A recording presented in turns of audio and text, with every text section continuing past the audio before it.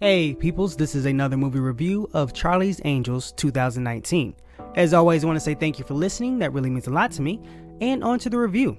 So Charlie's Angels 2019 is about a systems engineer who finds out that her company's new technology that they're about to release can be weaponized and obviously used for bad things. She tries to tell her boss about it, but he just doesn't listen. So when she tries to take matters into her own hands and get the word out, her life becomes in danger. And that's when Charlie's Angels step in and save her, and they're trying to figure out who's trying to kill her and what's going on with this technology. And that's the movie. So I am going to be honest with you guys, my expectations for this movie were very low. I did not think it was going to be good at all. It seemed pointless, and I thought it was going to be one of the worst movies of the year. And that is not the case. Now, am I saying this movie is great? Nope, not at all. This movie is just okay. It feels more like a Redbox / TV movie / something you watch on Netflix on a Sunday afternoon. It's not something that you really go to the movies for. The movie feels dated in a way, as if it came out maybe 10 or 12 years ago, if not older. It just doesn't feel current, and it feels like we've seen everything in this movie before, just done in a better way. But to get into it, of course this is an action movie, so we have to start off with the action, and the action in this movie is horrible. Oh my goodness. I'm not sure if Elizabeth Banks, who is the director of the movie, actually directed the action, because in some instances movies do have an action director, so I'm not sure if she did that. But whoever directed the action did a horrible job. There are so many cuts in the action, you do not know what's going on. Sometimes the cuts are even pointless. You shouldn't have 3 cuts in between someone swinging their hand and punching somebody. It's pointless. It's nothing but a headache, and you don't understand what's going on. It's just a jumbled mess. Fight scenes are better when the camera is panned back and you can actually see what happens. When it's up close and there are a bunch of cuts, it just feels like the director did not know what they were doing, and so we get an unorganized mess. The weird thing is that sometimes in the movie the action is sped up. Now I can lead you to an example where you don't even have to see the movie. Go watch the trailer of this movie. You have Kristen Stewart's character on a balcony with a man, and she's basically tying him up with curtains, and then another angel pops up, and that would be Ella, I hope I pronounced your last name right, Balinska, I'm sorry if that's wrong, but she pops up and then she hits someone, but she moves so quickly that she looks like Quicksilver from X-Men. How? And this happens a couple of times throughout the movie. On the other side of the spectrum, there are fight scenes where things feel too slow. You can actually see the choreography on the screen. It doesn't feel like they're really fighting. It feels like we're just watching people practice choreo, and this isn't the final cut that was meant for the movie. Also, one thing that really annoyed me throughout the movie is that people had guns and didn't use them. There are multiple scenes where semi-important characters, even villains, are right in the open and someone has a gun pointed at them, but they won't get shot. And it makes no sense why this is the way it is, because if you give a character a gun, why not let that character use the gun? Now I understand if you want to have a cool hand-to-hand combat scene, that is completely fine. But if you're gonna have that scene, then don't give the character a gun.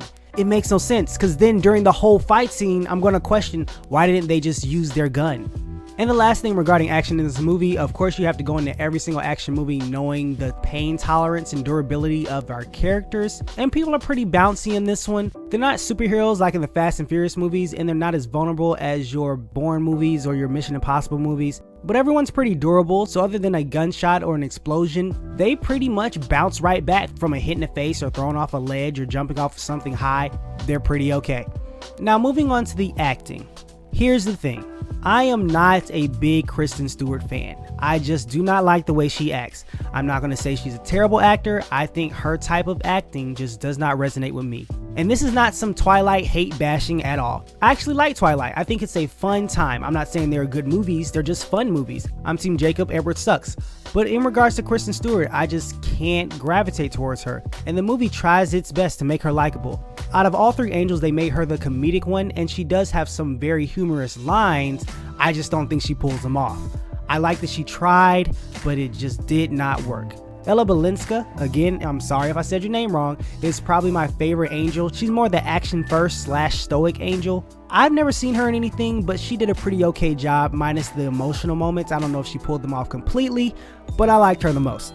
Naomi Scott was fine. I don't think they gave her a lot to do. They just let her say the word hack a bunch of times in the movie. I don't even know if the movie knows what hack is because she really didn't do much, but it looked like she had fun. Patrick Stewart was good. I think he was one of the few people that had more fun than everybody else. It seems like he knew the type of movie he was in when some people took it a little bit too serious.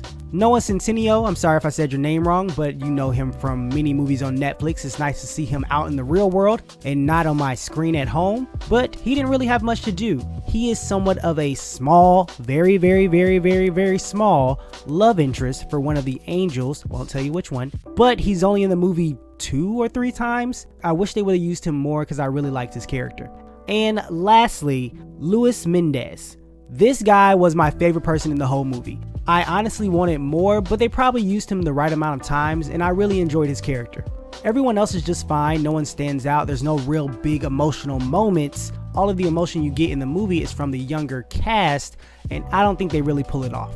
Now the story. Like I said earlier, this movie feels kind of dated, and so does the story. The story is very bland, there's nothing new here, there's a couple of twists at the end, but nothing that blows your way or really keeps your interest throughout the movie. One thing the movie attempts to do is tell us, not show us, but tell us that these women have created a bond together. But I don't know when that happened in the movie. You do not get a lot of scenes of just regular conversation of them going back and forth and just learning about one another and creating this sisterhood. It would have been nice to see that, I would have enjoyed that, but you don't get that.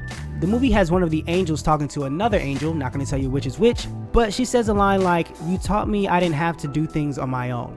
And then my first thought was, when did she teach you this? There are no lessons taught between one another, there is no camaraderie shown between one another, there are no inside jokes created, nothing like that. I really wish there was, I think that would have been fun to see, but the movie acts like it did that, but it doesn't. Also, one kind of big thing, one of the good characters commits a very serious crime, and they play it off as a joke, but it's very, very serious. I don't want to say anything, but if you go see this movie, you'll know what it is. I don't know why they made that call. There are multiple other options, but it's just weird when you have a morally good character commit a crime this severe. Just the strangest decision making in the movie. Moving on to the writing, not much different than the rest of the movie here. Pretty standard writing, nothing interesting, nothing exciting, no colorful language, no interesting dialogue for the most part. There was a scene in the third act where the movie slows down and characters have this quick conversation about old movies. That part was my favorite part of the whole movie. Like, my favorite part. It lasts for maybe 30 seconds, and that was the best part of the whole movie. The way the conversation flowed, the actual jokes, the way the characters interacted with one another, it was just great to see. I wish the rest of the movie was like that. I think they recreate that same feeling and conversation style maybe once or twice before, but they really nail it at this one point in the movie. And one last random thing, there are lots of unnecessary wardrobe changes. Like, a lot of unnecessary wardrobe changes, and they don't even make sense. They will be talking and then they'll set up the next scene, and you'll see that same character go to the next scene where it's maybe moments later, it's the same day, and they will be wearing a different outfit.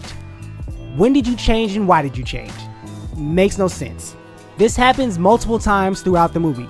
The worst time that it happens in the movie is when one of our good characters gets captured by a villain. Okay, so the villain captures them, and the villain says, "Oh, I picked out some nice clothes for you." Now, our good character realizes that this is a villain. It's not like it's a surprise later on. They understand the situation that's going on at hand. So, of course, they have a little back and forth of like, "Why are you doing this?" and "How dare you?" and "You're a monster," or something like that. It doesn't matter.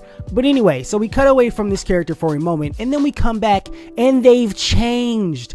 They've changed into one of the outfits the villain picked out for them for no apparent reason. The only thing I can think of is that it was a way to get the character into an attractive dress because they wanted to show off this character's body. That's all. I don't understand why else they would do this. It makes no sense. It has no purpose in the movie whatsoever. She looked gorgeous and that was great to see, but why are you changing for the villain? What? Why? Just didn't understand that whatsoever. But that's just a side thing that I noticed throughout the movie. But anyway, even though it's better than I thought it would be, no, I do not suggest that you go watch this movie because it's a pretty basic movie and it's not that engaging.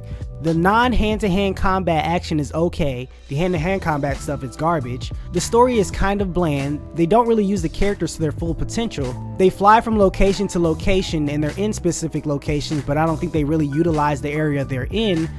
It just seems like a there movie, something that you watch at home that really you can put on in the background while you do something else. But that's all, peoples. As always, thank you for the comments, I really appreciate it. Let me know if you're going to watch this movie, if you're interested or you're not interested, which version of the Charlie's Angels is your favorite. That would be cool to see. And are you Team Jacob or Team Edward? I don't care how old that reference is, I want to know your answer. But anyway, please continue to have a great day. God bless. I'll talk to you tomorrow.